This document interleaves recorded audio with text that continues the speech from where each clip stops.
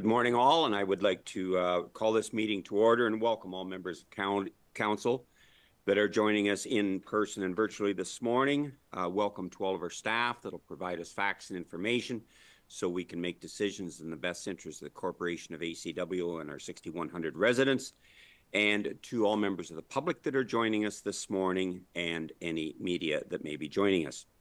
I would like to indicate at the outset that meetings of council are live streamed on the Township's official website in accordance with the live streaming and virtual participation of meetings policy.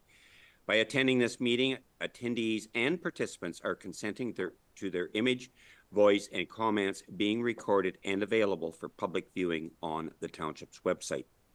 Do any members of council have a pecuniary interest or general nature thereof to indicate at this time of any agenda item that we have today? Okay, I thank you for that. We do have various sets of minutes to be approved, and I would entertain a mover and a seconder to adopt the minutes as provided on items 3.1 to 3.6. Deputy Mayor Vanstone moves, seconded by Councillor Forrester. Are there any questions on any of these minutes? And seeing none, all in favor of the motion? And that is carried. Thank you. Open forum is an opportunity for any members of the public to make any comments that they would care to at this time from items 5.1 forward. Is there anyone in the public that would like to make any comments at this time? And if there is, please go to the microphone, identify your first and last name and your comments, please. Good morning. It's Joe Bernier, and it's 9.2. I'd like to talk about the short-term rental. First of all, Your Honor and Council, thank you very much for allowing me to do this. I think the open forum is important. If it's addressed properly and politely, that's key for people like ourselves to present. On our road, there's 8 short-term rentals. Out of those 8, only 1 lives in the community.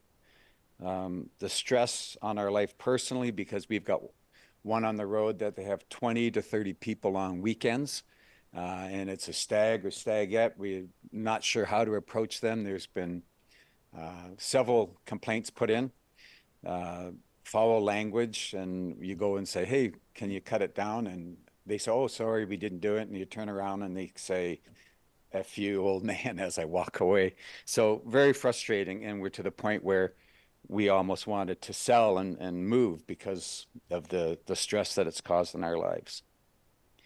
One of the things that the township can do, and other organizations have done it, they've approached the short-term rental organizations and have applied a 3 or 4% tax directly to any sales or any business that goes through them, either Airbnb or VRBO, and that money is brought directly back through the community as a tax base. On our property, on our road last year, I estimated about $300,000 in revenue from these 8 short-term rentals that were on our property, on our road, and that would be a revenue of $9,000 to the township. Most follow the rules, and they are well-run Airbnbs. The problem is you have the bad apples, and if there are no rules, there's no ability to control those individuals. If I'm doing a renovation or things like that, I have inspections. These individuals can move in, buy a property, turn it into a business with no controls and no inspections. Is there escape for fire? Is there working detectors? Is there septic system set properly for the amount of people? Again, well-run ones, we have no problems with. But if you don't have rules, you can't control the bad apples. So again, thank you for allowing me to present. Thank you for your comments, Mr. Bernier. Is there any other members of the public that would care to make any comments at this time? None, I think that.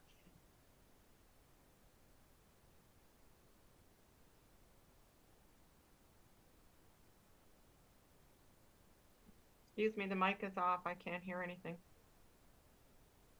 I apologize, and thank you very much for that, Councillor Snowblin. And thank you very much, Mr. Bernier, for your comments. We do have a delegation this morning, and that is under 5.1, and I would like to welcome Ulrike Kren to address council this morning, and I would like to indicate you have up to 10 minutes at this opportunity.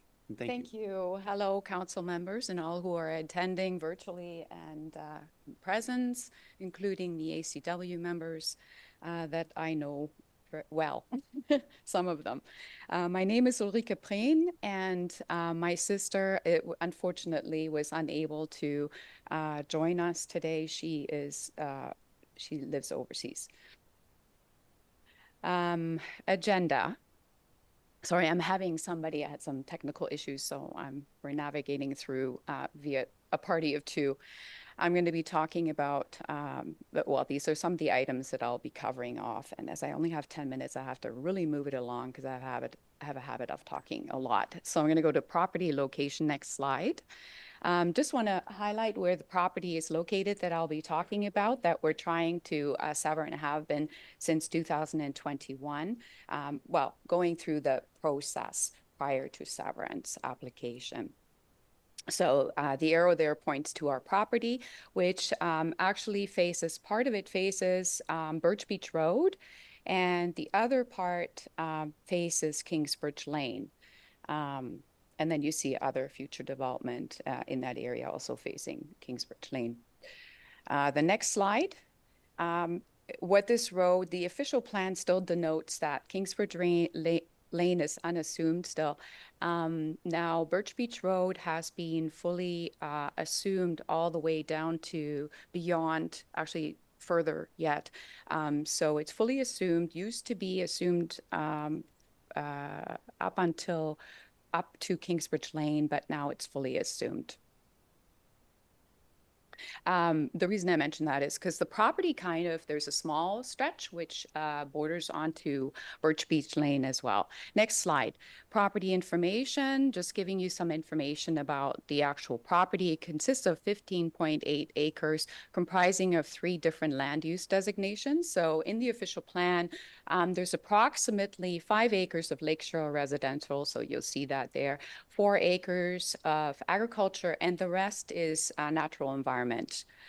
In 2014, my brothers acquired the property for future development of family homes. So the intent is to have some of our family move there.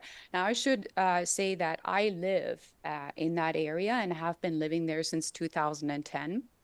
I actually worked I ran the cheese factory, Pine River Cheese, for many years until we sold it. And so that made me move there. So even though my official address is still in the Toronto area, but I live there. So I'm very much familiar with the road access and all of that. So in 2020, my sister and I acquired the property from my brothers, and again, for purpose of future development. So my sister does plan to build a home soon, but that's kind of on hold pending our severance process. So the current land usage, right now we've got some cover crop that's feeding some yummy beef in the area. It's approximately 9 workable acres of rented land to a local farmer. Adjacent to Kingsbridge Lane, let's see, Kingsbridge Lane, I've already talked about that. Now, in 2013, residents did sign a petition to assume, for the township to assume Kingsbridge Lane. There's been a couple of issues that we've had in the past, including myself. I actually didn't have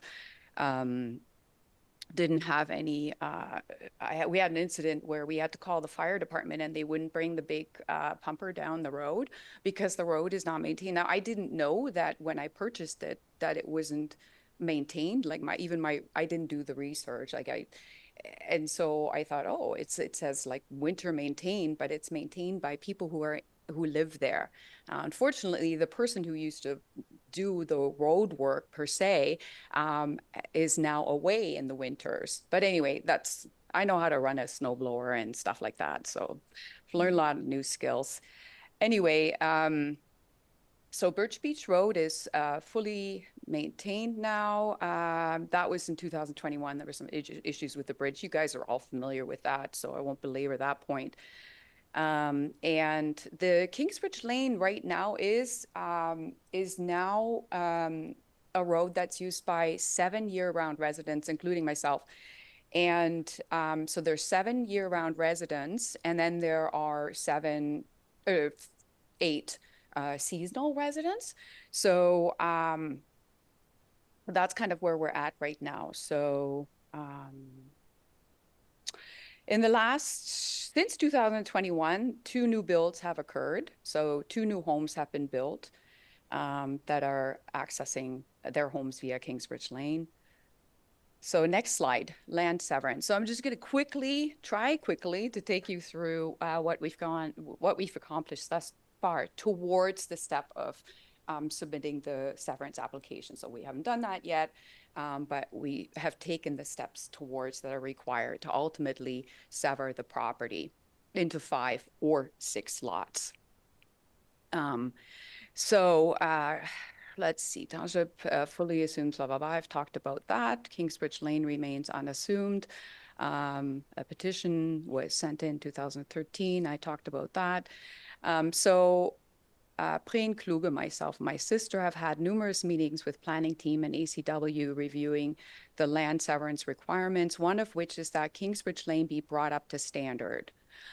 Per planning team, myself and my sister completed the land survey. That's including the stake, the monument marking, and all that stuff. So that's all done at a cost of $10,000. So it was said, yeah, let's just get the survey done so we know where the road markings are as well. Like, where is your property in relation to Kingsbridge Lane? So we've done that. And then we also did the archaeological assessment. We were told we need to do that. So we did that and all went well there, I think. It was submitted to Selena and she didn't express any concern. So we're good there. December 21, an email was sent by the county planner that states, so that would have been the previous planner, MVCA and ACW staff are in agreement. Kingsbridge Lane needs to be moved outside of the gully erosion hazard in order for it to be brought up to standard, and that ACW staff will proceed with investigating the necessary purchase of land required in order for the road allowance to be moved. So I'm going to talk about that a little bit later when I get to some of the backup slides, if I have time. So 2022, final draft of the archaeological assessment was emailed. It's fine. 2023, there was lots of meetings in between and some stuff going on. Per county planner in 2023, I'm sorry, I'm on the land severance requirements progress.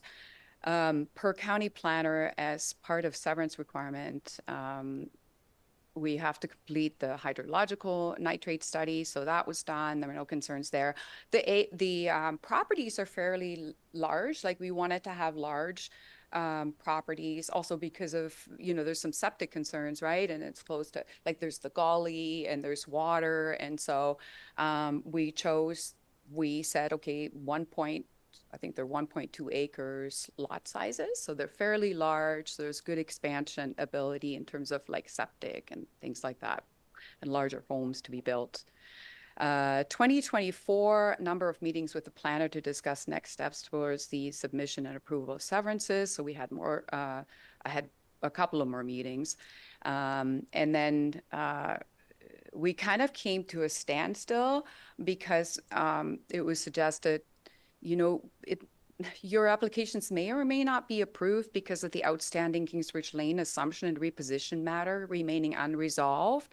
So then I thought, okay, you know what, do we pump more money into this and then just get at a standstill, and then what?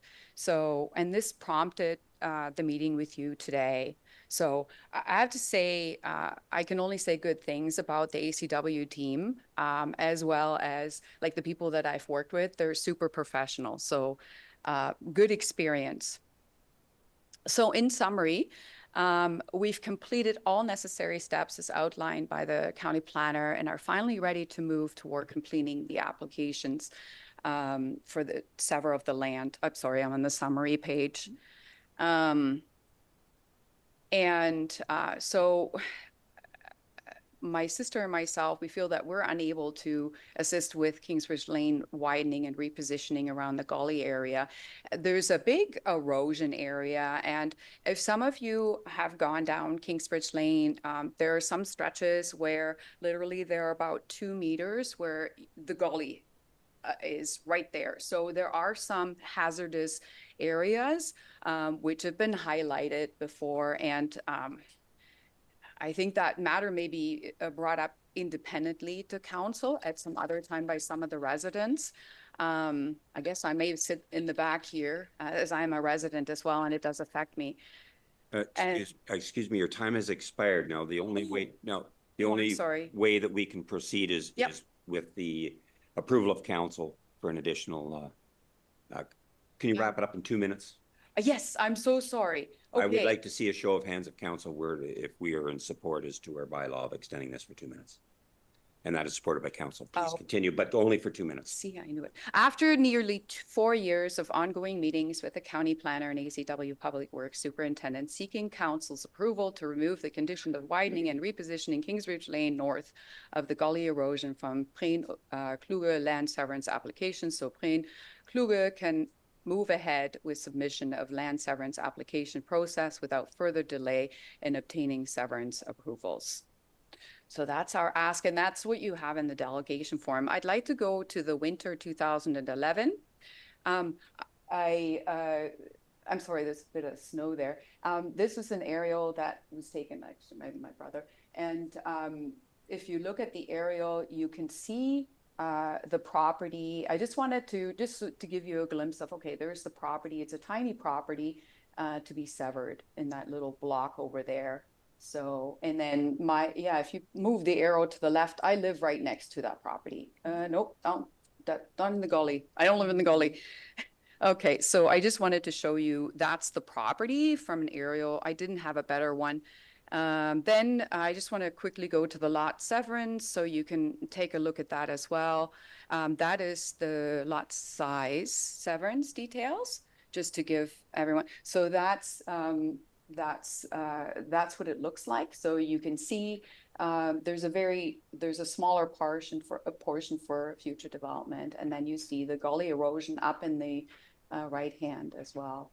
So, and my sister and I have proposed, like, if you do need some land from our side, like from our property, let us know. Like, we're willing to, we just need to know what those requirements are, like to widen the road. So that's all. Okay, thank you very much. Thank you. Thank you very much for your comments. Now I'm going to defer to staff just to reiterate for council what the position is as far as development or building on unassumed roads. Staff, please respond to that for the benefit of council, please. So currently, we can't issue permits or create lots on unopened municipal road allowances. They got to be year-round, fully maintained, built to an appropriate township standard. And that appropriate township standard is the responsibility of the applicant to bring the road up to standard. Is that correct? That's correct. That's been the standard up to today. Okay, thank you. Council, any comments? We are aware of the policy that we have in place. Deputy Mayor Vanstone, please. Thank you, Mr. Mayor. I'm just going to reiterate what Brent said, that we have had this come to council many, many times, and we've always made everybody bring the road up to standard before we assumed it or did anything with it. So I don't want it to change, and that's where I would be staying because, as I've always said, if you treat everybody the same, you can't get in trouble. So thank you. Right. Okay. Councillor Blake, please. Yes, thank you. I totally agree and understand with bringing the road up to snuff with what the council need or with what the township needs to see. But with regards to this being like a little different in the sense of more land needs to be purchased to move the road away from the gully. In the delegation request form, I read somewhere that ACW staff assisted with looking into information on how to purchase more land or the nearby properties, whatever came of that situation. Okay, thanks for the question. I'll defer to staff, please.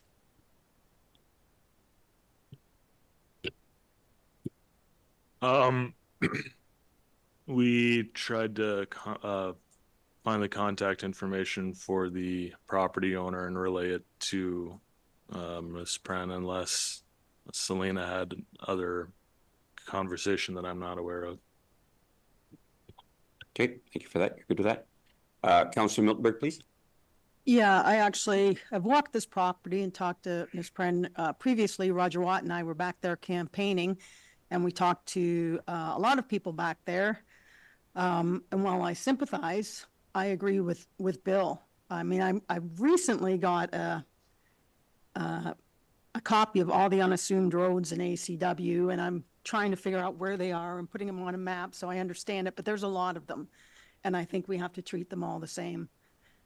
And I agree with Bill. Okay. Councillor Hickey, please. Thank you for that. Question on the permit. You said permits cannot be issued for unassumed roads. There are other houses back there. Is that right? And how did they get permits? How did they build and how did they go back there already? Thanks for the question. Staff, please.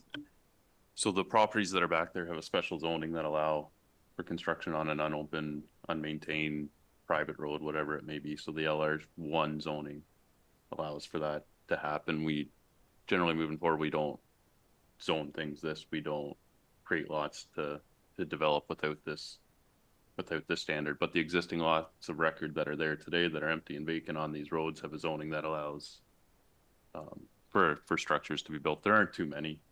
The whole lakeshore kind of has that same zoning, so people can do their additions. It's for they can reconstruct whatever, within Maitland Valley permissions, but it's something that is built into the zoning that allows it in that specific zone.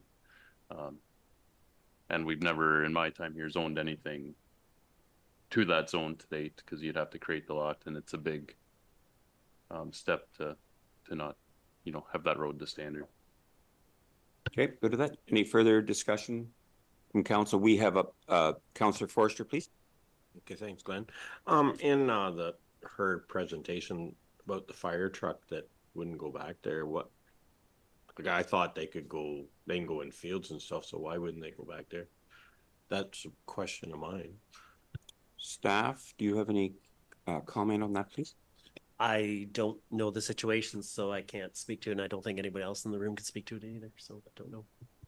So like all cottages are like that if it's unassumed they can't go back?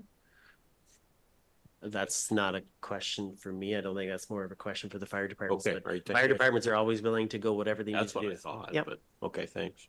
Right. Okay. Any further questions or comments? I think it's clear that we have a policy in place, and that is a policy that needs to be applied consistently across our municipality. So thank you very much for this. We would like to move on to 6.1, and that is a payment of the current accounts, and I would entertain a mover and a seconder for this, please. Councillor Hickey moves, Councillor Miltenberg seconds, that Ashfield-Colborne-Wawanosh Township Council hereby authorizes the payment of the July 2024 accounts as presented. Do we have any questions on any of these numbers? Councillor Forster first, please. Thank you, Glenn. I don't remember what page it was on, but the e-scribe, like that 23,000, is that an annual payment or? Thanks for the question. Yes, Staff, It's like a lot of money. It's a lot of money. That yearly? So this whole setup, yes. Oh, okay. Thank you. any further questions or comments? If not, we have a motion that's been moved and seconded. All in favor of the motion? And that is carried. Thank you. A payment of the previous month's actual counts, and a mover and a seconder for this, please. Councillor Blake moves, Deputy Mayor Van Stone seconds, that Ashfield-Colborne-Wawanosh Township Council hereby authorizes the payment of the June 2024 accounts in the amount of $2,897,026 even. Any questions on any of these numbers? Seeing none, all in favor of the motion? And that is carried. Thank you.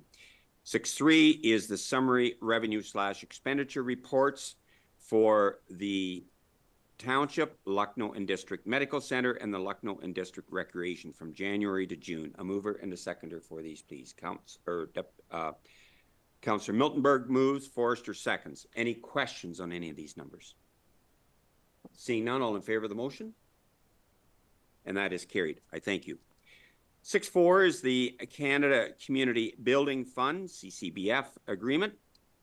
We have been provided with this report by our treasurer for consideration for adoption in Section 18 as a bylaw. Do we have any questions on this? Councillor Miltenberg, please. Not really a question, a comment. What a spectacular report. I just loved all the detail. You knew I was going to ask you, so you put it in there first. And that goes with all your reports on today. I thought they were just bang on. Great report. Thank you. Super. Any further, thank you for that. Any further questions or comments? I'm going to ask for a show of hands if we're in support of this considered in Section 18.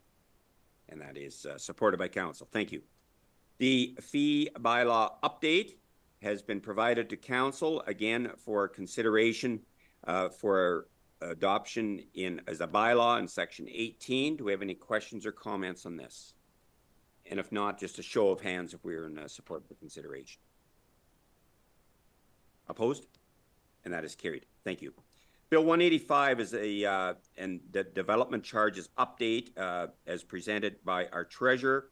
It is for information purposes. Do we have any questions or comments on this for our treasurer? If not, thank you very much, Ellen. 6.7 is the community grant policy amendments. And as directed by council to staff, these amendments have been prepared for consideration at a future meeting. Do we have any questions or comments on this as requested? Councillor Miltenberg first. Yes, please.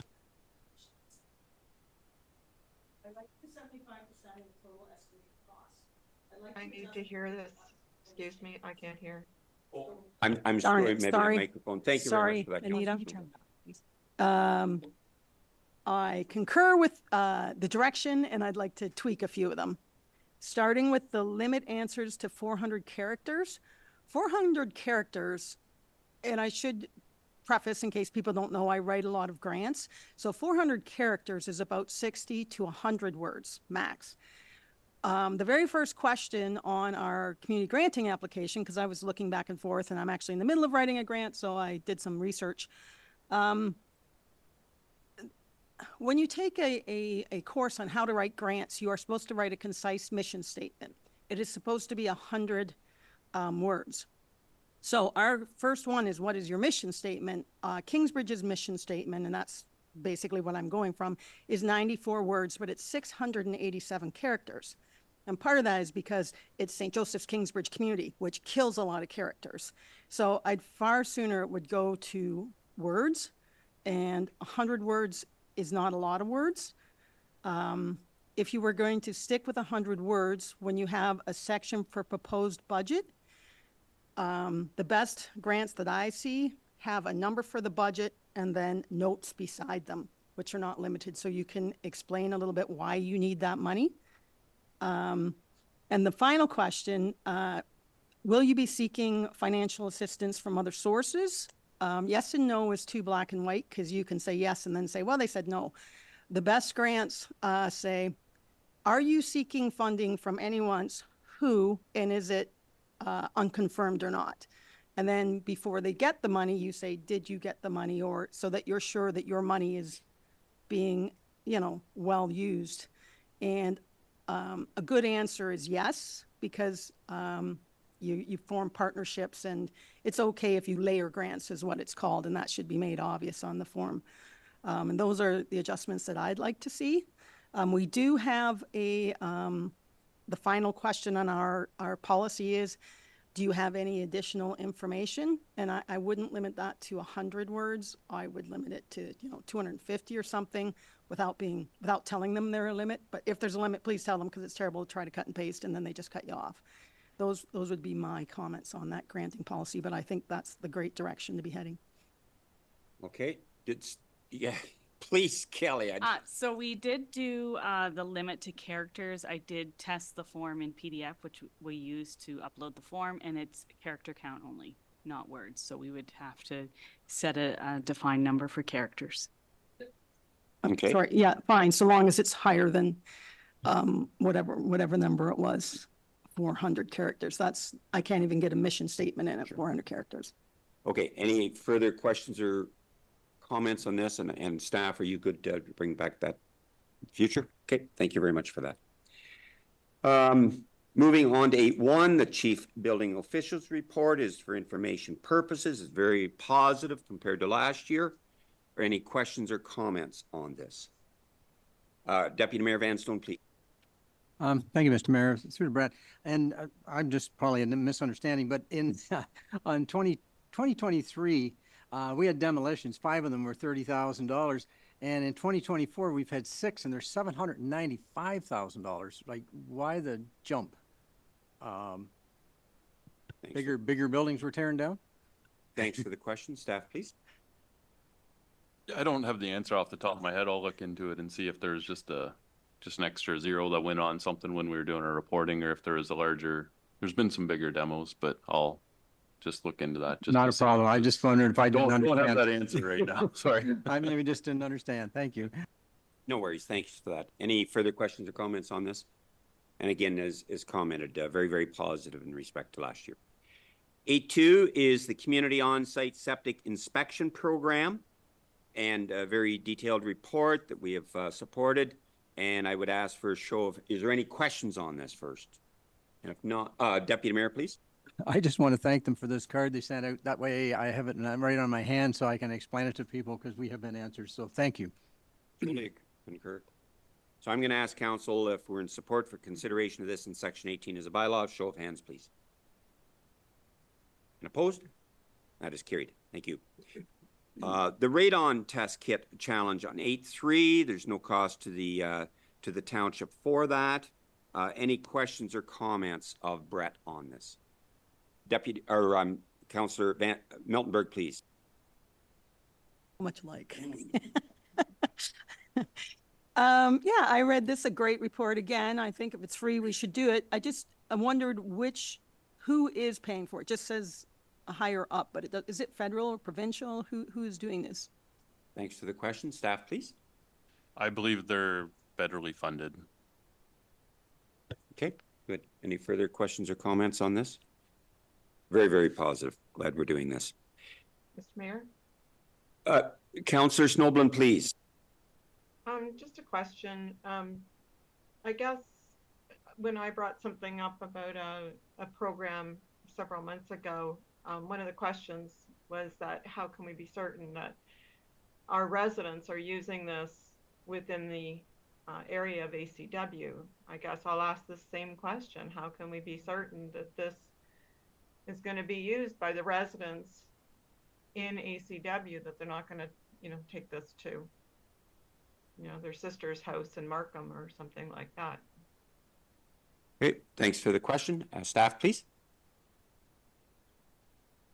The address of each serial number is tracked, so they know what's kind of part of the program is to help identify, the levels in ACW.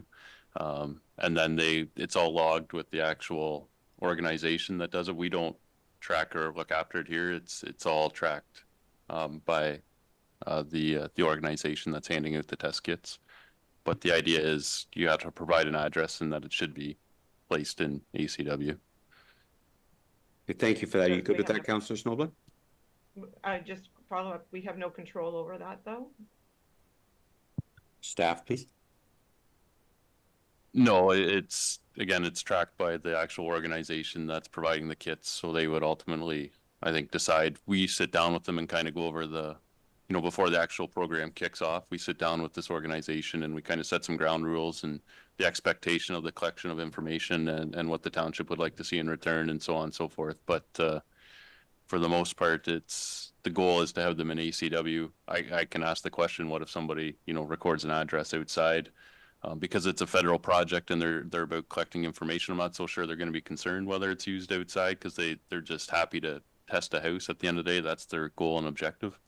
So I'm not, 100% certain they're going to be overly concerned, being they're paying for the kit where it actually ends up, as long as it's in Canada somewhere. That's their goal. Okay, thank you. I think it's a good program. Perfect. And I'll ask council just to confirm that we are in support of that by a show of hands.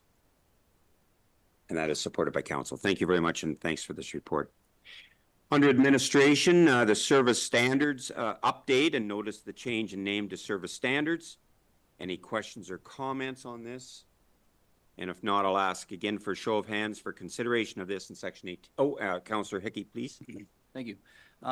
Throughout all the pages, there's still word customer and complaint. Not all of them have been removed from all the paragraphs. Are they supposed to be in there? Okay, and I will defer to staff, please. No, I thought I did my due diligence, but obviously not. I can, if council wishes to support it with the customer taken out, we can pass the bylaw with a statement at the end to have that removed. Yeah, if the whole thing could just be gone through once, just to make sure all the wording is removed that's supposed to be out. Deputy Mayor, please. Yes, and I'd like to see, and I may have read this wrong, but I read it all over there a couple times. Then if there's a conflict, it goes to the CAO, but I would like to see it come back to council for the final yes or no on it, because we are the elected officials that represent our ratepayers, and me being in the service industry for 40 years, there are times when you will meet an individual that you just can't get along with, and if he deals with somebody else, then they probably get along. Because I had people come in and I couldn't deal with them because, you know, I just wasn't going to deal with the guy. And so we had another person that would deal with him, and everything went fine, and it was tickety-boo. So I don't think we should have it as way it is. I'd like to see that paragraph put in there, that it comes back to council for the final decision as to whether we cut them off or not cut them off, because anyways, that's just my opinion. Thank you very much. Okay, thank you for that. Councillor Miltenberg, please. I understand Bill's point. If you're in a service industry and a difficult person comes in, then you assign someone else. My understanding is they've gone through all the staff at the office whose duty is to deal with them. Counselor's job is not to deal with the public, it's to make the decisions that the staff carries out and to carry concerns in. So I don't think actually it would be appropriate to say that council gets to oversee staff to that micromanagement level, but I think it's always the ability of the person, and we're really hoping we never get this far, right? But that person who now is shunned or banned or whatever we're going to call it still has the option to request to bring it to council, right? And then if the clerk says, no, we're not doing it, she has to tell us that she's denied it, right? And then you could bring it up, and like there is a path forward still without putting that the council makes the decision of who has to deal with the person when it's not going to be them themselves, right? I think that that when it gets to that point, we've tried every other person. So that's my point. Okay, thank you for that. Deputy Mayor, please. Yeah, and be honest with you, I hate to say I agree with Jennifer, but that isn't the way I meant it, is that I think it should come back to council. So if there's been somebody that the staff has decided they can't deal with, then that should be an information thing to come back to council. Okay, so we know that then, because the way I read it right now, that if it goes to Mark and he says, yeah, we're not going to deal with them anymore, then it's done. And so I hope I'm wrong, but anyways, I would like to see it come back so that the council knows that there's an individual that they can't deal with in there, and just for information, if nothing else. Thank you. Okay, thank you for that clarification, Councillor Miltenberg, and then I'm going to go to Councillor Snowden. So right now, if say someone requests a delegation that does not fall under, you know, what should be a delegation, we're notified of that. So would we not be notified of this as well? Like by email, we would get it, it wouldn't go on like, would it happen in, are you looking for, I'm sorry, closed, like, you know? So Thanks for the question. my interpretation is that if the individual requested that this be brought to council, then it would be brought through as a delegation. That's how that would be.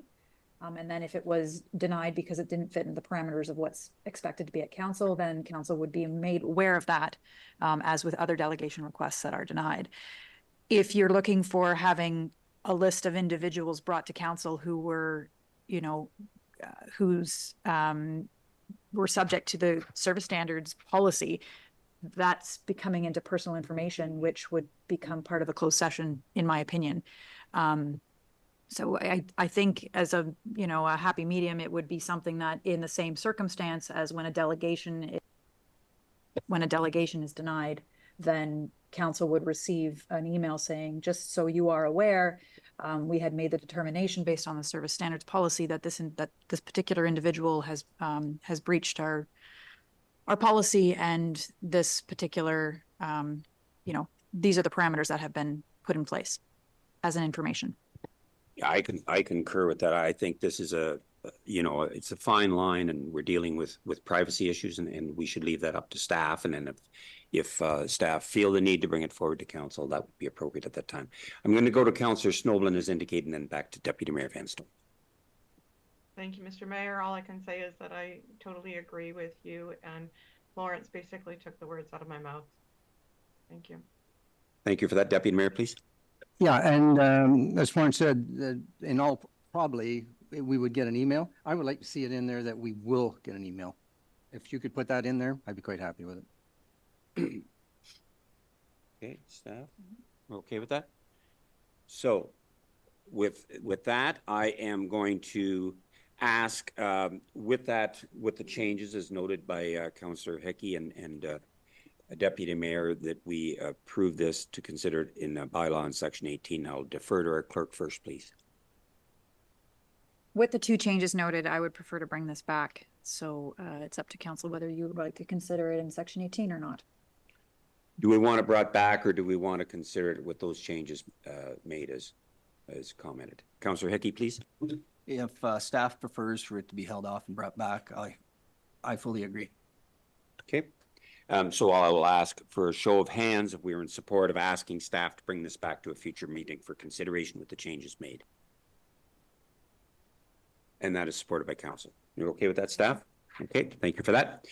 9.2, short-term rentals. We have received the report, and it is up to council now to make a determination as to whether we should proceed with option 1, and that being a proposed terms of reference, and a committee be struck that would bring back a recommendation to council on the licensing bylaw of short-term rentals, or if we want to do nothing.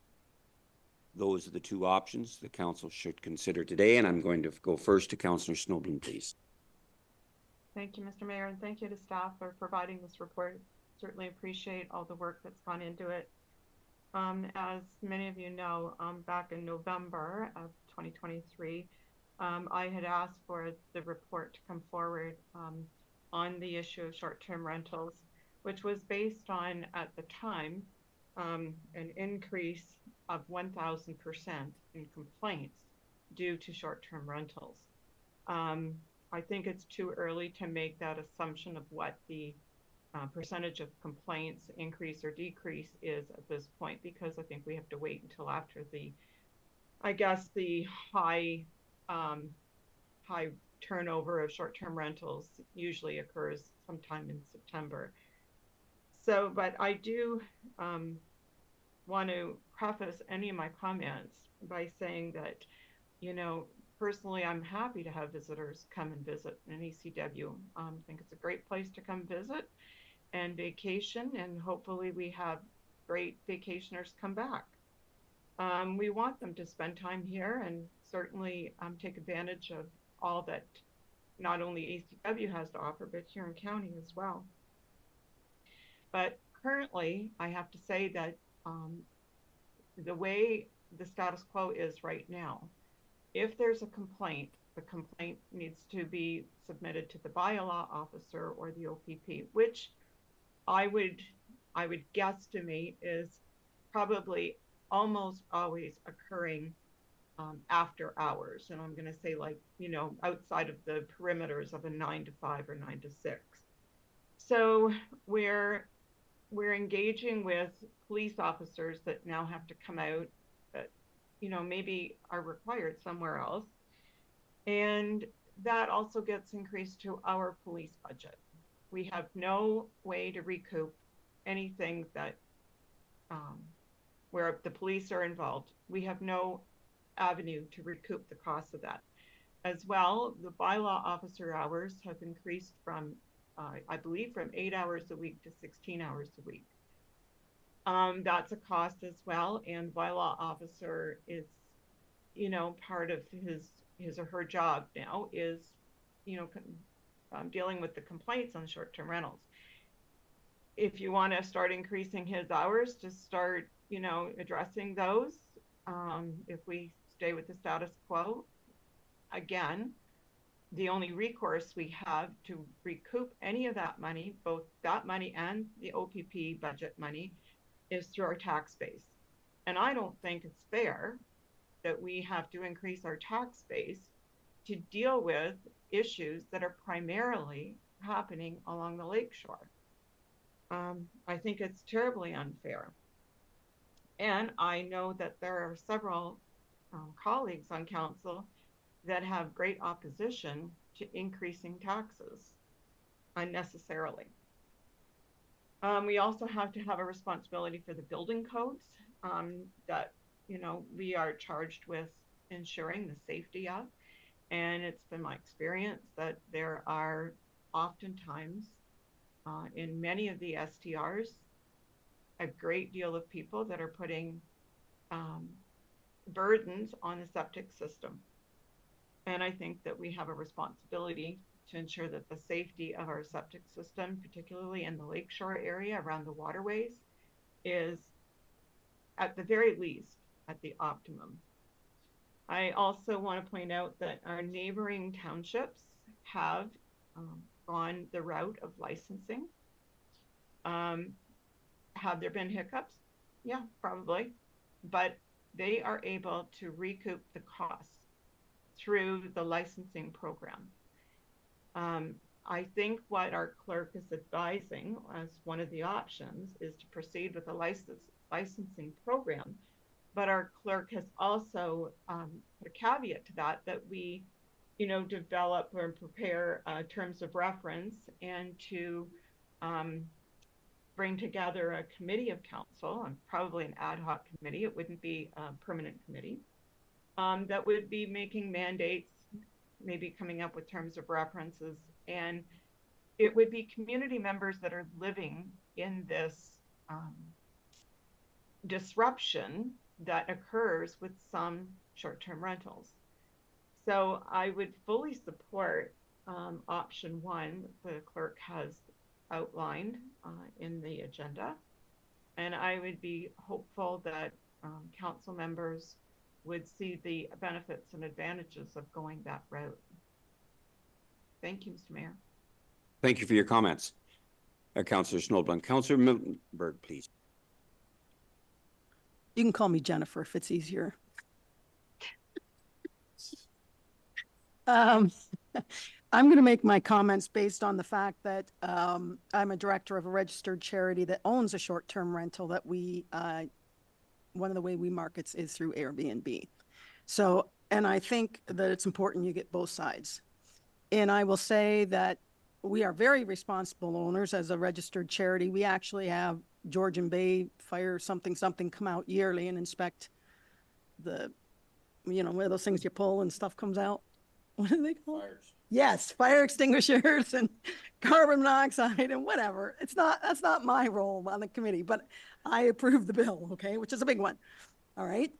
And like Mr. Bernier said, like overwhelmingly people are very good, but we do run into people who shoot off fireworks and have big parties, but they don't call, you know, the bylaw or the OPP because it's the people nearby who know who runs it. And then so we get the calls, you know, and we handle it internally, which is fine. But one thing that Mr. Bernier said, which really, really made me think, I mean, I knew it, but I hadn't thought about it, is businesses, they're turning them into rentals without inspections. And we do our own inspections as a registered charity, but I can bet there's a lot of people that do not have working fire and all that stuff, and the septic's not up to it. And I know that from our perspective as a owner of one, if part of this would come out with, this is what's allowed, You know, don't do it like paraphernalia or signs or posters, because we tell them, but you know, there's not an official thing. Or if you have a problem, we could give it to the neighbors, call this, or, you know, I think that would be very welcome from a short-term rental perspective. And I would support the first one, but I would add to Anita's where the she suggested that the committee of council be sure to have the residents that are affected. I would also suggest that it should have owners of Airbnbs or short-term rentals so that there is a balance there. But I would support recommendation number 1. Totally. Thanks for your comments. And yes, we need a balanced approach in this. Absolutely. Other questions or comments from anyone else before I go back to Councillor Snoblin? Councillor Snoblin, please. Thank you, Mr. Mayor. I'll just dovetail on a few things that Councillor Miltenberg mentioned. She mentioned that the charity that she's a director of in Kingsbridge does have a short-term rental, and they go through Airbnb. I guess one of the differences between that particular short-term rental and so many of the short-term rentals that, you know, have complaints driven from is that Kingsbridge is not an absent landlord. And I think we've heard over and over again that so many of the short-term rentals are absent landlords. And it's a little more difficult to enforce anything or even contact them when they are not part of the community, don't live here. The other difference to the example that Councillor Miltenberg brought up was that the short-term rental that she referred to is owned by a registered charity. And I think that that probably is a bit of a, it sets the bar a little higher, I think, when you're a registered charity and you own something like a short-term rental and you're responsible for it. Because I guess there'd be repercussions if you didn't run it effectively and in a good way. Who's going to support your charity if you don't take care of your short-term rental? That's just an example. I think we can, you know, sit here and debate whether or not we should just make rules and make sure that the owners of the STRs have the rules in place and that they're displayed. But how do we have any enforcement of that? The owner of a short-term rental can come into the office, grab a set of rules, and throw it in the trash on the way out to the parking lot. We have no sense of whether or not the rules are being explained in the actual residence that they're renting out. So I'm happy to know that Councillor Miltenberg does support the option that I suggested we follow. And I certainly think that she brings up a good point that we also need to have some owners of short-term rentals as part of that committee as well. And I also wanted to kind of reiterate too that I know that we took the survey amongst the whole township. And at that time when we were discussing it, I suggested that we just do west of 21 Highway. And there were several of my colleagues on council that suggested that that didn't seem to be fair. We should encompass the whole township. I wasn't 100% on board with that, but I did see their point, so I was okay to go along with it. But I think that, and maybe this would be part of the committee's decision, whether or not any licensing or anything like that that might be proposed be for west of 21, in particularly the lakeshore area, since that seems to be where most of the problems and complaints stem from. But again, that might be something to decide from a committee of council. Thank you. Okay, thank you for those comments. Deputy Mayor Vanstone, please. Thank you, Mr. Mayor. I'll try to be very short. I'm in favor of number 1, and I was talking to a person that rented a cottage in the north somewhere, and they had to pay a $500 fee, almost like a cleaning fee, and they got it back if there was no police or bylaw officer showed up, because there was a fine to the owner. And so I think it can be handled, and I'm in favor of number 1. Thank you. Okay, thank you for that. Councillor Hickey, please. Thank you. At the start of all this short-term talk, I was not in favor of it. I didn't think that we needed more rules and red tape for the owners and the property owners, but hearing the people talk around this council table, people at open forum, I think it's a good thing going forward, and I'll support the first one also. Thank you. Okay, any further discussion? I will entertain a motion. Oh, Councillor Forrester, please. Sorry, is there any estimated cost to what, or is this just a road we're just going down to? Okay, thank you. Thanks for the question. Clerk, please. I think that's the intent of the committee as well, is to kind of to investigate and spend some time to decide on how much it's going to cost. That way it's given more of a platform in a committee sense, and that way you have the time and the resources to be able to pursue it. Yeah, that would be the purpose of the terms of reference in the committee, is to flush out those details for the consideration of council. Any further discussion? And Councillor Snowblin for the final word. I'm prepared to make a motion, Mr. Mayor. Okay, would you, and that motion would be for the consideration of option 1? Yes. With the addition of Councillor Miltenberg's suggestion that the committee of council be made up of owners of short-term rentals and area residents. Okay, thank you for that. Do we have a seconder for that intent? And that would be seconded by Councillor Miltenberg.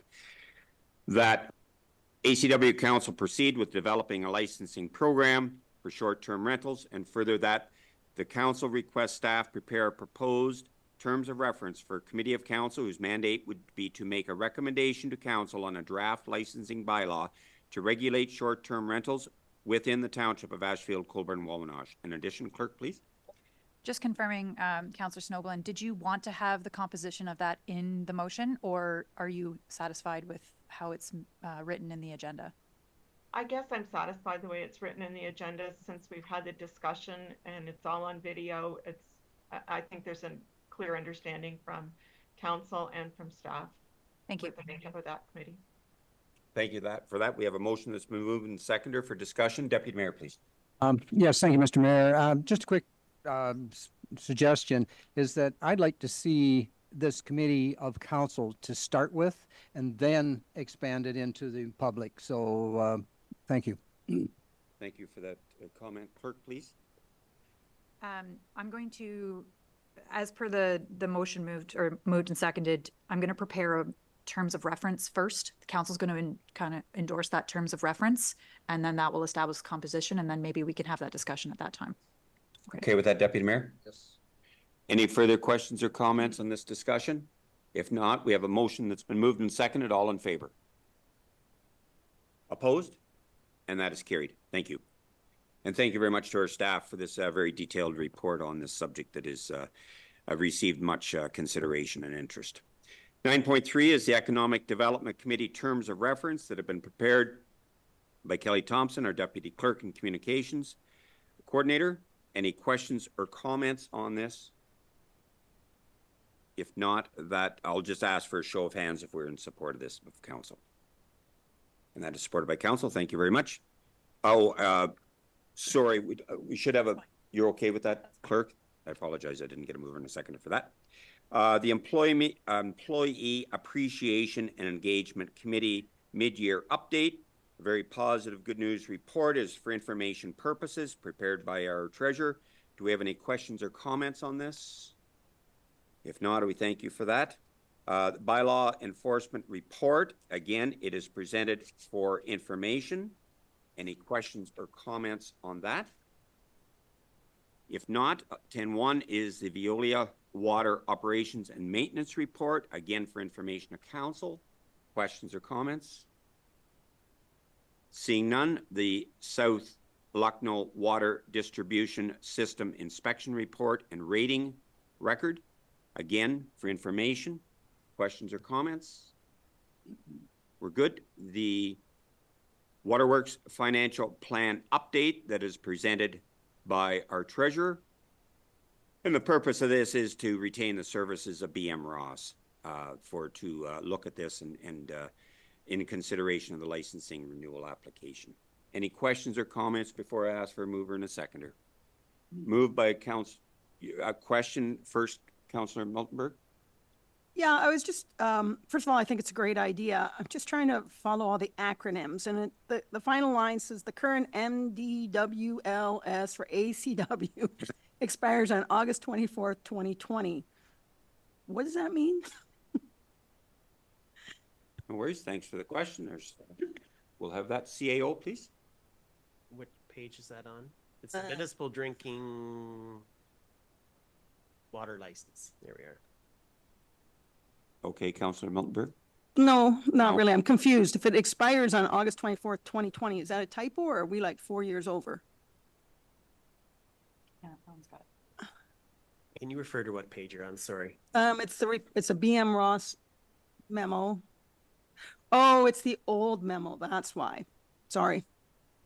It's their 2019 memo. I was very confused. Now I'm not. Thank you for your patience. No worries. Okay, I will entertain a mover and a seconder that Ashfield-Colborne-Wawanosh Township Council retain the services of BM Ross and Associates to prepare the 2025 to 2030 Waterworks Financial Plan to facilitate the township's drinking water license renewal application. A mover and a seconder, please. Miltenberg and Forrester. Further discussion?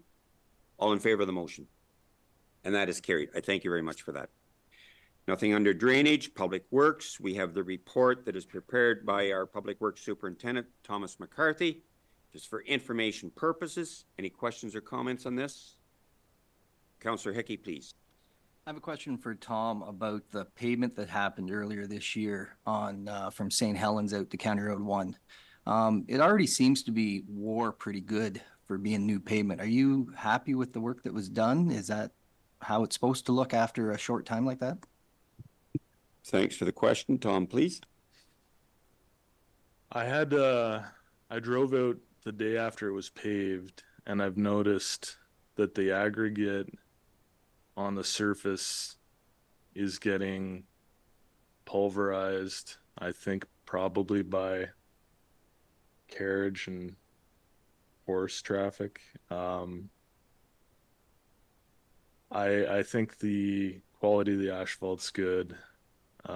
It does receive extra wear. I'm going to have to take a follow-up visit and see how it looks today. We did put an extra thick lift on the road. We shortened the distance, so it's a thicker lift down into St. Helens, and then it's already got a double lift. So it's suited to heavy traffic. We just have to see the performance of the asphalt. Okay, thank you. I was just curious because other roads up there, like St. Helens Line and other paved roads, has the horse traffic also. So I know there's horse traffic on that road a lot, but it just seems to be wore for being 2 months old or whatever. It's not even 2 months old. So I was just curious for long term, after we spent that much in the budget, how's it going to look in a year or two even, after, if it looks that way after 2 months? Okay, thank you for your comment, Tom. Yeah, again, we'll look at the performance of it, and then we'll have to go from there. The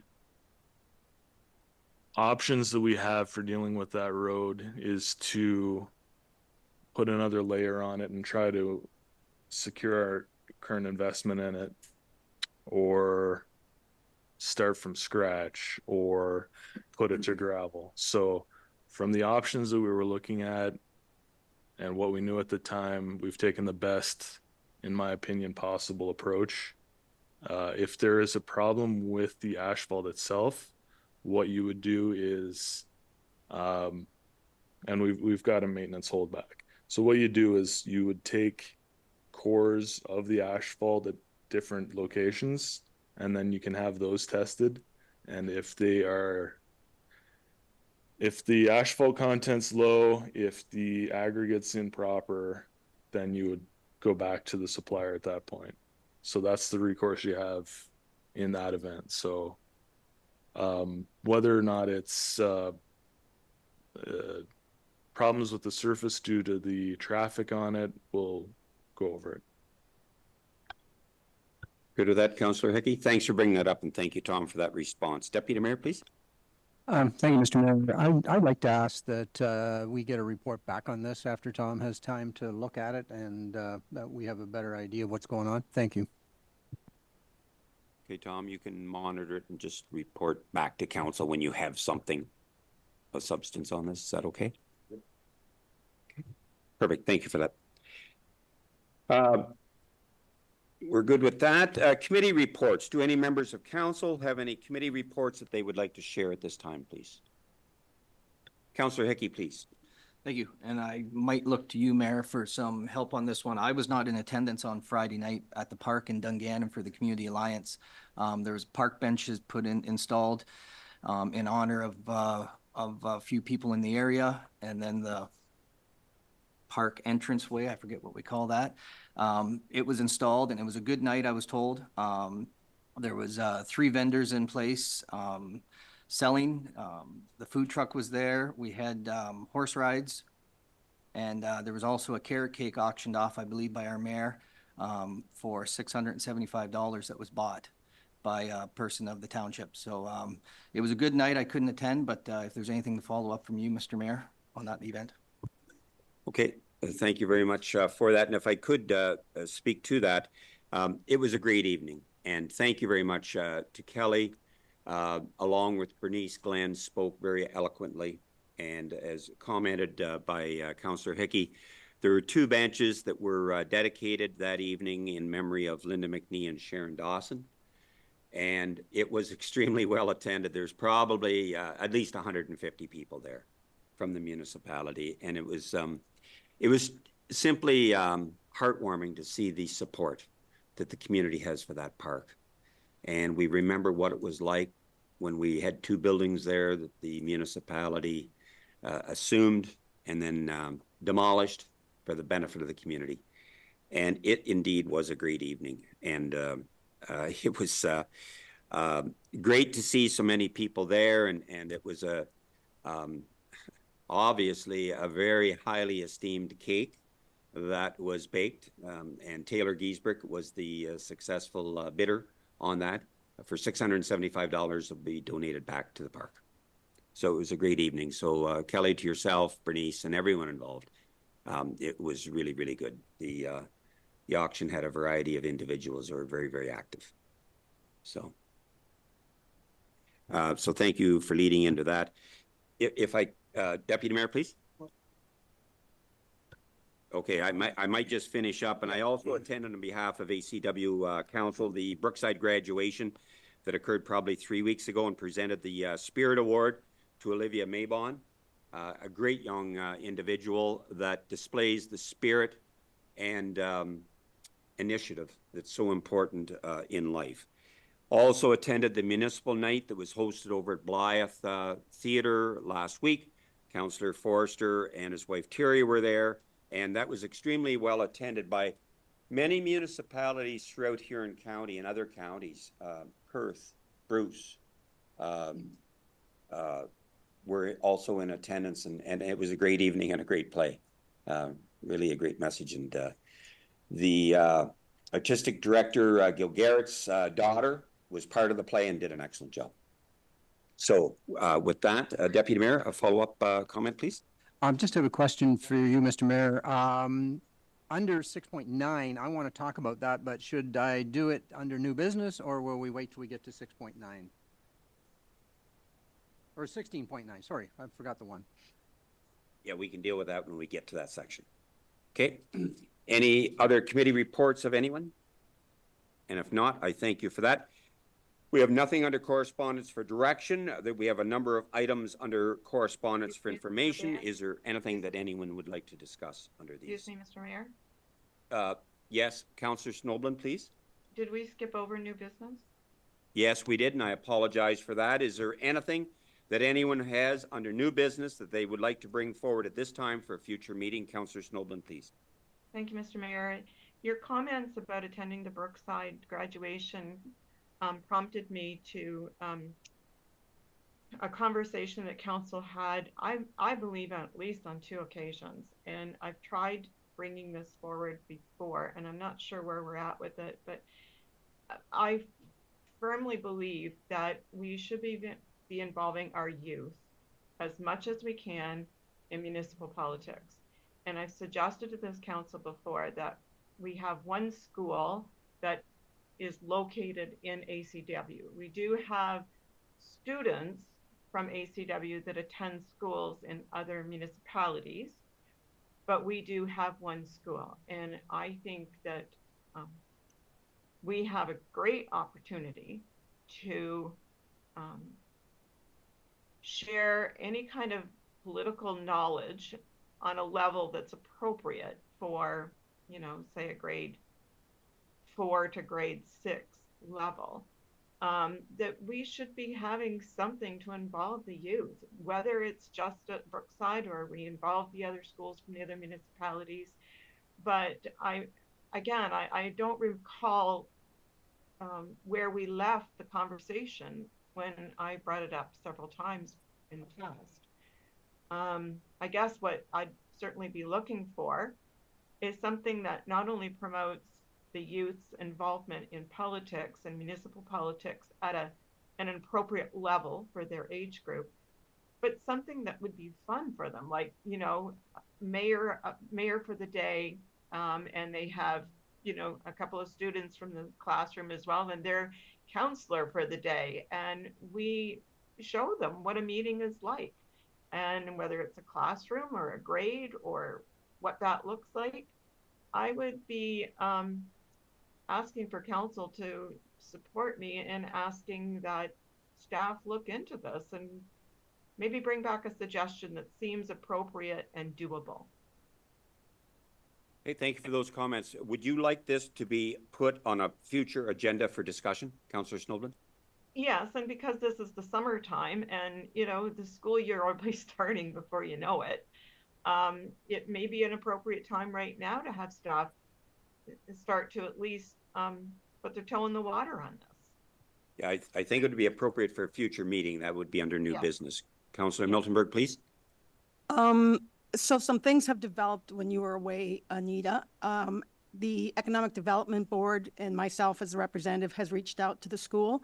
Last month, I spoke with the principal, the director of education, as well as the superintendent of the Avon-Maitland District School Board, and I'm having a meeting with them in August about how we can work together with our schools, and I could certainly put this on there and bring that back once we've had that conversation, if that is okay. Okay, so the purpose of this is for discussion at a future meeting. So is council in support of Councillor Snoblin's desire for discussion at a future meeting of this? I'll ask for show of hands.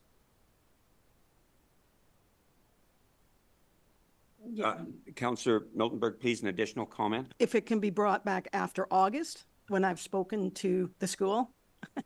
Okay, thank you for that. Clerk, please. So just to kind of have both sides in here, I would suggest that we bring this back when you're ready to have it brought, and then it'll be a report that you bring, Jennifer, and then it'll be a discussion at that point. Yeah. Okay, Councillor Snoblin, are you all right with that? At the appropriate time when there's more information, however, this will come back to a future meeting. Thank you very much. Okay, and I'm going to ask again if council is in support of this for a future meeting discussion. And that is supported by council. Thank you very much. And I apologize for skipping over that. Thank you. Anything else under new business to bring forward to a future meeting? If not, okay. We do have a number of issues for correspondence for information. Is there anything that anyone would like to discuss on this? Councillor, Deputy Mayor Vanstone, and then Councillor Heckey, please. Okay, I thank you, Mr. Mayor. I don't know if you want to do it in sequence or not, but anyways, if we go back down to 16.9, the Lucknow and District Fire Committee, if you go to the very last paragraph, I guess you would say, in the minutes, they're suggesting that they would like to see a satellite office put down by Amberley or in that area. It would be an unmanned office with equipment in it and whatnot. And I'd just like the council to put some input into this because it's very expensive. And personally, myself, I'm not in favor of it. And I don't think it would be any advantage. And if we needed to look into it, we could. but I'd like to get council's information on it because the only person I've ever asked is an OPP officer that I was talking to, and he said that response time there is just as good for them as anywhere else, and I'm sure the fire and the ambulance is the same. So, and this would cost us a lot of money, and I'm not in favor of it. So I'd just like some input. Thank you. Okay, thank you for that. So Councillor Blake is also on the fire board with Councillor Van Stone and myself. Is there any comments of council on this? Councillor Forrester and then Miltonberg, please. Okay, thanks, Glenn. This goes back to the lady that was here, like, why didn't the tanker truck go down that? So can you bring that up when this is discussed then? CAO, please. I just want to make sure that we have to confirm the facts are correct. Like, I don't want to assume that everything's the hearsay is the truth. So I would not say that was. Okay. All right. Thank you. Thank you for that. Councillor Miltonberg and then Snowden. A couple questions. I was on the fire board quite some time ago and there was a lot of discussions, but I would be interested in hearing what Councillor Blake thinks as well as what you think. Okay, thank you for that. Councillor Blake, please. So I was unable to attend that meeting, unfortunately, but we have been in talks about this for some time. I do share some concerns about this as well. Being an unmanned station, will that change the response time? In previous talks with other members of the fire board, there have been situations where the expensive tanker trucks and other large equipment can't make it down hills to the cottages and whatnot. And at that time, they have to make the decision on whether or not to risk their lives and their equipment, depending on the situation that's given at the time. But I do, yeah, that seriously raises some questions about response time. I understand having that satellite station, but someone would obviously have to be close to it in order for it to be effective. So I do share some concerns with that, but I'm definitely open to discussion and hearing what other people have to think. Thank you for that. And you're looking for my comment on that? Yes. Yeah, and I moved it because I wanted more information on it. I had no indication of waiting one way or another on this matter. I moved it to receive more information. And I share the concerns that have been expressed. I just wanted more information. Please, an additional follow-up. Yeah, and I guess that's kind of, I share everyone's concerns. And as far as the small tanker truck, I was on 10 years ago and we talked about how we needed a small one and then we were going to buy one and then it didn't happen and I wasn't on the board then. I can't remember why. My memory is very good. It's just very short. So, you know, as long as this motion just gets us more information and doesn't commit us to anything, then I'm always about get all the facts before you make decisions. I would be concerned about the rate increase for an unmanned and Curtis has a great point. Like if nobody's there, like how effective is it, right? Like I'd have to see a lot more details before I would want to support it. And I don't know any other way to get the information without putting the motion forward like you did, Mr. Mayor. Exactly. And the intent was, and I moved that staff be directed to investigate issues related in response times to the Lakeshore area and provide a report at the September meeting. That's all. Okay, Councillor Snowblin, please. I will just reiterate what Councillor Miltonberg said. I'm all about getting the information, gathering the information before making a decision unilaterally without all of the facts. I think what you did was right, just set a motion to request all of that. Then make. Thank you for that. Deputy Mayor, please. Thank you, Mr. Mayor. And I'd like to see then our staff fill me in on response times on this side of it as well, because I guess I'm always this little mouse in the corner. I would like to know that we're being treated fair and not fed bad cheese. Thank you. Okay, thank you for that. CAO, please, and then Councillor Miltonberg. Yeah, I'm not sure who's on the fire board for Goderich. I'm not sure who's on that board. I am. Oh, okay. I'm sure they would have received a report, but I'm unsure, but I'm sure we can reach out to provide you a copy of something from Goderich Fire if you want, if the council wants, but. Okay, thank you for that. Deputy Mayor, you had a little itch. Yeah, just, and the emergency response, please, as well, fire and emergency. Okay, thank you for that. Councillor Miltenberg, please. Yeah, I concur. Any information that we can get on it would be great. Sorry, I was really distracted by the cheese thing. What are we talking about here? All right. So I know that, and I'm confident that this is the way it works, but I'm just reiterating to make sure it works that way. When I was on the Lucknow Medical Board and we ended up having to redo the entire medical thing and it cost $700,000, I said, no, I can't commit to that. That has to come back to a council. And I know that as representatives, it's our job to make the decision, but I would like to be assured that a number like that would come back and get our blessing before that you do your job, which is to say yes or no. Thank you for that. CAO, please. There's been lots of conversation. I'm sure whether the clerk has got everything that she requires in the minutes for this part. And if she does, I would be very interested in hearing what she is, because I'm struggling a little bit. Thank you. Sorry, my understanding is that Deputy Mayor has requested a fire and emergency response data from the Goderich Fire Department as well as the Lucknow Fire Department for the Lakeshore. Is that? Yes, so a fire and emergency response. So I'd just like council to confirm that we get that data. Okay, that's good. Okay. Other than that, that is the action here. And then I will leave it to the members of the board to ensure that, you know, when it comes time to decision making, that you know that this needs to come back to council. Okay. Thank you for that, Deputy Mayor, and then our CEO. Okay. And just to answer Jennifer's question, is that the reason I want to bring it here is that fire board is a board. So if they decide to go ahead, it goes ahead. Okay. Thank you. Thank you for that. CAO, please. So for clarification, the Lucknow Recreation Board, sorry, not Recreation, the Lucknow Fire Board will be receiving a response time for Lakeshore in September. So the board members will receive that at that time, and we can pull that off their agenda as well back and provide to council as well. With respect to Goderich, we can reach out to Goderich for their response times along the Lakeshore, I'm assuming. And emergency response, are you just talking fire, or do we have to reach out to fire and ambulance and everything else, or what are you wanting? Sorry. Deputy Mayor, please. Thanks for the question. Yes, because the ambulance was one of the ones that they were really worried about, because they were going to put defibrillators in this satellite place so that somebody could run up and get one if they needed it. So I think emergency response is vital as well. Thank you.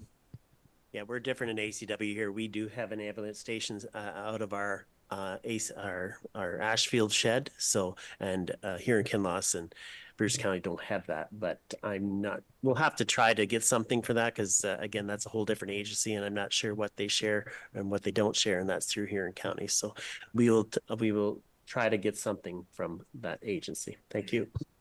Okay, we're all good with that. Okay, anything additional to pull? Councillor Hickey, please. Thank you. Question about 16.4, the request for the long table fundraiser. Have we talked about that this year? Is this the first request we've had from them? It's not the time of year we talk about donations, so if I can get some staff comment on that. Actually, if I could provide a comment on that, this is the first time that we've received this request for the dollars on this. And I was going to actually pull that also. So thank you for doing that. In the past, ACW has committed to the companion sponsorship level of $2,500 because we feel our obligation to support the Goderich Hospital in this regard. And that also entitles us to 2 complimentary tickets for the long table dinner. I would suggest that the responsible thing to do is to provide the companion sponsorship at $2,500. Councillor Miltenberg, please.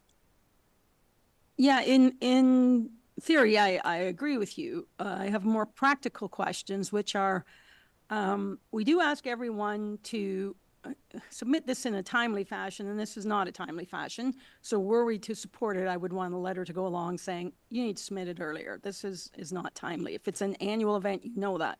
The second thing is we did budget 50,000 for things like this, and I believe we're under budget, but I am unclear how much we are under budget. And I'm wondering if I could ask if there's room in the budget for this? Okay, I'll defer, and just while I defer to our clerk on this, absolutely, I think it would be appropriate both for the sponsorship and to request that it be provided in advance, because it is an annual fundraiser. Treasurer Ellen can look after that.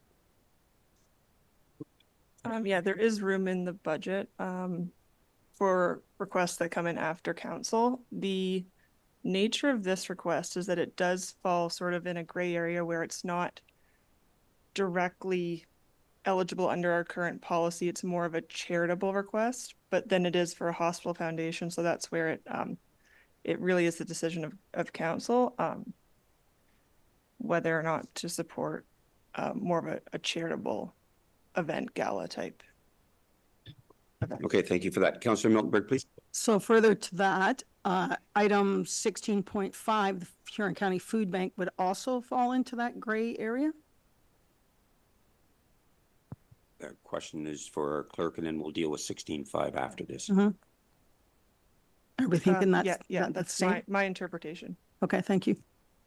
Okay, so I'm going to ask for a show of hands if council is in support of a companion sponsorship level of $2,500 to the AMGH long table dinner. And that is supported by council. And thank you very much for that. And I would like to also comment that, and I will say that the town of Goderich takes the brunt of a lot of the financial obligations to the hospital. And we have an obligation also as far as ACW, as far as, and I'll just cite the Bluffs, 480 homes there. However, not to lengthen the conversation. Councilor Miltenberg, please. Yeah, if you're done, I have 3 that I'd like to pull. Okay, Oh, sorry, we're done with 16.4? We're not, Oh. Deputy Mayor, please. I think it's appropriate that if we get the 2 tickets, we should, as a council, say who's going. And then that way there's no misunderstandings and everything else. Thank you.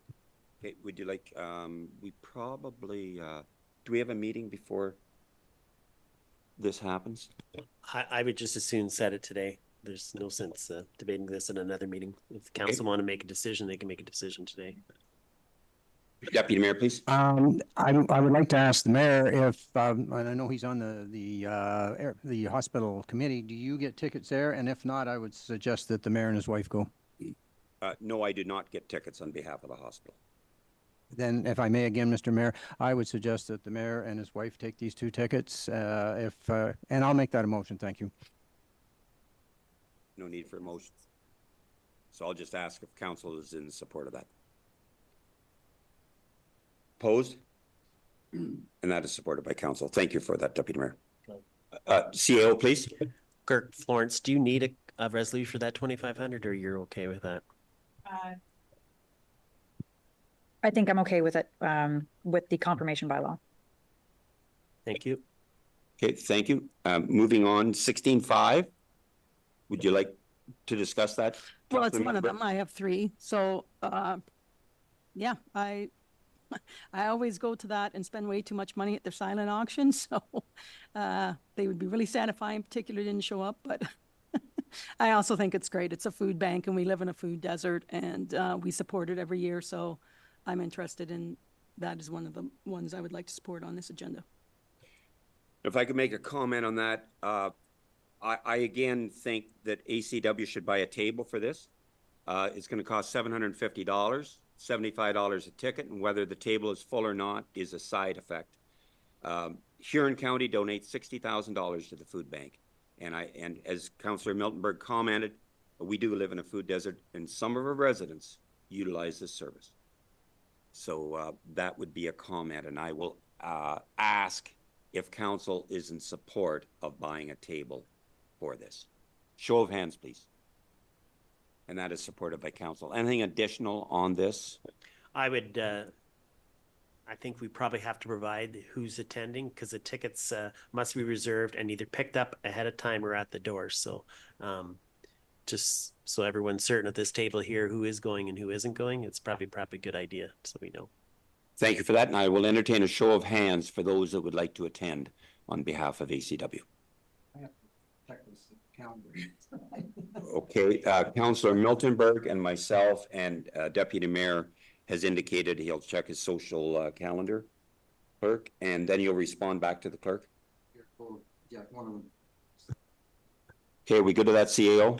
That's 6. We still have 4 seats available because I understand with tables of 10. That is correct. 1, 2, 3, 4, 5, 6. So there's still 4 other seats available. If anyone would like to attend, absolutely. Councillor Snoblin, please. You may be muted. Thank you. I'll say yes tentatively. Thank you for that. And if there's anyone else who would like to attend, please contact our clerk. Okay. Did you have anything additional to pull, Councillor Miltenberg, please? Yes. Item 16.1. I see it's the IESO. Councillor Blake had asked for this. It looks like they think all the information is available online. However, they are saying their attendance is at AMO, and they'd pleased to meet with you and your team in person there. And you and I are going to AMO, so if Councillor Blake has something specific he would like to know or ask after, you know, going through whatever they've offered us, toolkits and community engagements, I'd be more than happy to ask on his behalf. Okay, thank you for that. Councillor Blake, do you have any comment at this time? Anything? Councillor Miltenberg, continue, please. Yeah, one more. 16.8, that's about the NWMO, and I'm hoping that you as a warden will be going to that. I've gone to a lot of those things. I feel like I know a lot, and as much as I personally need to know, but I also think that we should probably keep our fingers in the pie, per se, to know what's going on over there. And I was kind of hoping that you were going. Yeah, I concur with that, and I do have regular updates on that and involvement in that for awareness on behalf of both ACW and Huron County. So yes, it would be my intention to attend that. Okay, thank you. Okay, thank you for that. Anything additional? If not, I thank you for everyone's input on that. And as noted under 17.1, Councillor Miltenberg is attending AMO and myself with the county. We do have our bylaws, so is it okay to go around the table with the bylaws? Okay, so the first would be correct, would be the consolidated bylaw, and it would be moved by Councillor Hickey, seconded by Councillor Miltenberg, that leave be given to introduce bylaw number 40.5-2024, being a bylaw to set various fees for the township of Ashfield-Colborne-Wawanosh, and then it now be read severally a first, second, and third time, and finally passed the 16th day of July, 2024. All in favor of the motion? Opposed? And that is carried. Thank you. The Canada Community Building Fund Agreement is moved by Councillor Forrester, seconded by Councillor Blake. The leave be given to introduce bylaw number 46-2024, being a bylaw to enter into a funding agreement between the Association of Municipalities of Ontario, in brackets AMO, and the Township of Ashfield-Colborne-Wawanosh related to the renewal of the administrative agreement for the transfer of the Canada Community Building Fund, formerly known as the Federal Gas Tax Fund, and then it now be read severally a first, second, and third time, and finally passed the 16th day of July, 2024. All in favor of the motion? And that is carried. The appointment of the septic inspectors will be moved by Councillor Forrester, seconded by Councillor Miltenberg, that leave be given to introduce bylaw number 47-2024, being a bylaw to appoint the positions of septic inspectors to facilitate the community on-site septic inspection program for the township of Ashfield-Colborne-Wawanosh, and then it now be read severally a first, second, and third time, and finally passed the 16th day of July, 2024. All in favor of this motion? Opposed? And that is carried. Thank you. We do have a closed session today, and it would be moved by Deputy Mayor Vanstone, seconded by Councillor Snoblin, that Ashfield-Colborne-Wawanosh Township Council move into a closed session in accordance with Section 239 in brackets 2 in brackets C and in brackets E of the Municipal Act, with the CAO, the clerk, and CBO remaining in attendance at 10:34 a.m. for the purpose of discussing a proposed or pending acquisition or disposition of land by the municipality and potential litigation affecting the municipality. Secondly, property standards order and the potential land acquisition. All in favor of this motion? And that is carried. I thank you very much. We will adjourn for 6 minutes and resume after the meeting is secure in our closed session. Thank you.